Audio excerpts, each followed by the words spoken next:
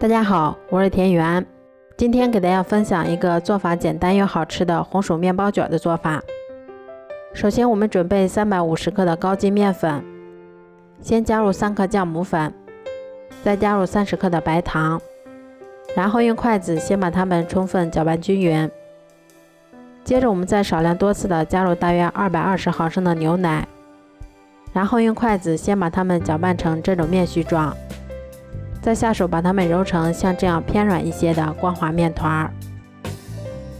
然后再给它盖上保鲜膜，让它醒发至2倍大。接着我们把去皮后150克的红薯先给它切成薄片，切好后把它们放到盘子里面，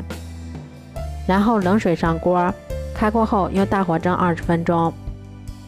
红薯蒸好后，我们先把它倒入大碗里面，先加入30克的白糖，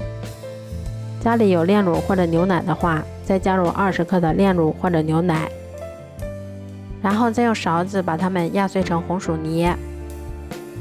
像这样体积明显变大，用手指伸进去不回缩，我们的面团就已经醒发好啦。接着我们把它移到面板上，先给它揉一揉，排出里面的空气，然后再把它擀成一张厚度约3毫米的长方形饼皮。接着我们再把刚刚做好的红薯泥均匀地涂抹在饼皮的表面，然后再像这样先把它从两头往中间对折一下，然后再把它从中间再次给它对折一下。折好后，我们再用刀把它切成宽度约3厘米的小剂子。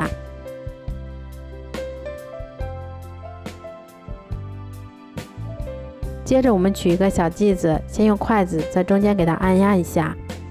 再像这样先把它轻轻的拉长一些，然后我们再把两头往相反的方向给它拧上几圈，这样我们的生胚就做好啦。都做好后，把它们依次放到铺有硅油纸的烤盘里面，然后盖上保鲜膜，让它2次醒发30分钟。醒好后，我们在表面先给它刷上一层鸡蛋液，接着我们再把它放到烤箱里面，烤箱中层上下火180度，烤18分钟左右就可以啦。这样做出的红薯面包卷吃起来外皮有一些焦香，里面非常的松软香甜，还有一股浓浓的红薯的香味儿。家里没有烤箱的话，也可以把它放到蒸锅里面，开水上锅，用大火蒸20分钟，也一样非常的松软好吃。如果喜欢的话就试试吧，